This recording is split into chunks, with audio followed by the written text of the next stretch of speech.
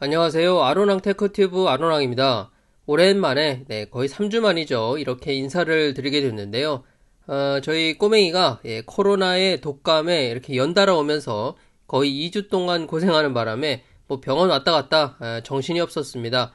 요즘 병원에 아픈 애들이 얼마나 많은지 아무튼 다행히도 지금은 좀 괜찮아졌고요.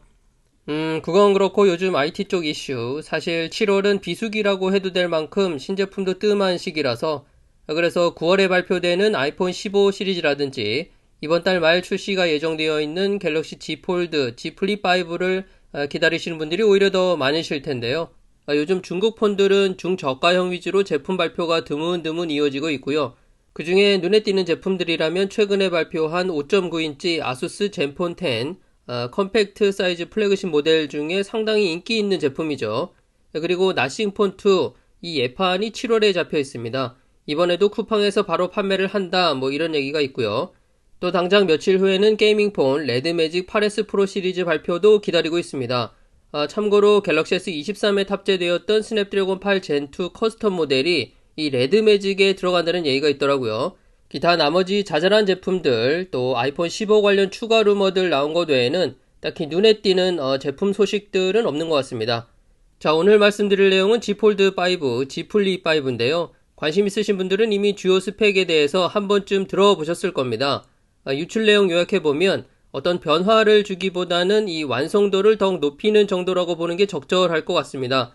하드웨어 부분에서 가장 큰 변화라면 5세대 만에 처음으로 물방울 힌지를 적용하게 되면서 약 15% 정도의 주름 개선이 예상되는 점, 또 힌지 시스템이 바뀌면서 접었을 때 디스플레이가 딱 붙게 되는데 그래서 이 그립감과 손맛이 전세대와 비교해서 달라지게 된다는 점 정도. 특히 플립5는 외부 디스플레이가 많이 커지게 되면서 그 활용도가 더 높아질 것 같고요. 다만 좀 우려 또는 걱정스러운 부분이라면 역시나 내구성입니다. 해를 거듭하면서 정말 좋아지긴 했지만 이 폴더블 쓰시는 분들은 공감하실 거예요.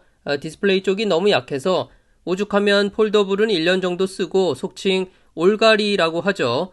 케어 플러스로 싹 교체해서 사용하거나 중고 처분하거나 이런 사용 패턴이 아주 당연하다 싶은 제품이 되어버렸습니다. 획기적인 무언가가 나오기 전까지는 이 내구성 문제, 폴더블의 치명적인 단점으로 남지 않을까 싶고, 그리고 폴더블 스마트폰에 대한 여전한 물음, 접는 게 정말 필요하고 유용한가라는 점, 예전 영상에서도 말씀드린 바 있는데 폴더블을 쭉 사용하는 사용자 입장에서 볼 때 저는 이 분할 화면, 기존 스마트폰과 차별화되는 부분이면서 동시에 가장 큰 장점으로 볼 만한 것은 분할 화면밖에 없지 않나.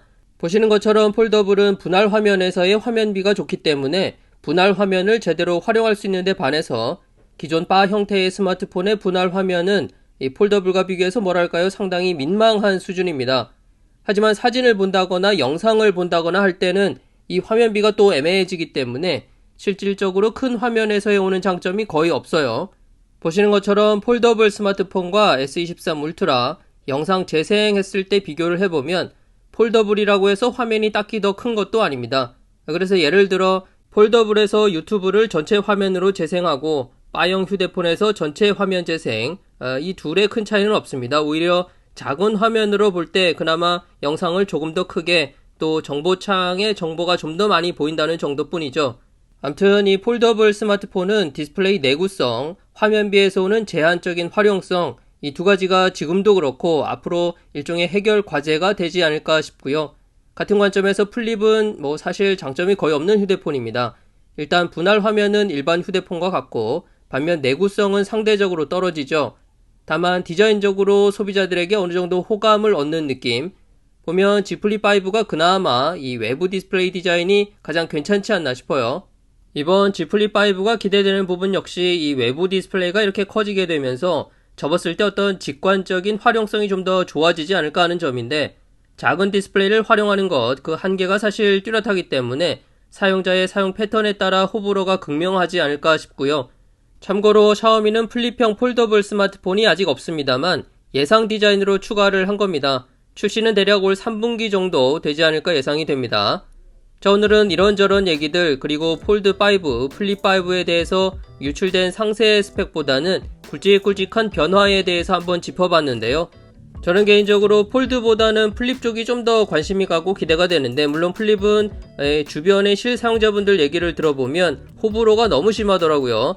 잘 쓰시는 분들은 괜찮다고 하시는 반면 다시는 플립을 구입하지 않겠다 이런 분들도 너무 많아서, 실제 접었을 때 사이즈가 작긴 하지만 케이스를 씌운 두께는 너무 두툼해져서 휴대성이 좋다고 하기 어렵죠. 그렇다고 무게가 가벼운 것도 아니고 카메라나 배터리 성능이 좋은 것도 아니라 디자인만 보고 선택하기엔 뭔가 꺼림직한 휴대폰인데, 암튼 되도록 구입을 해서 장기 사용해보고 어떤 느낌인지 알려드릴 수 있도록 준비해보겠습니다. 오늘 준비한 내용은 여기까지고요. 저는 다음 영상으로 또 인사드릴게요. 감사합니다.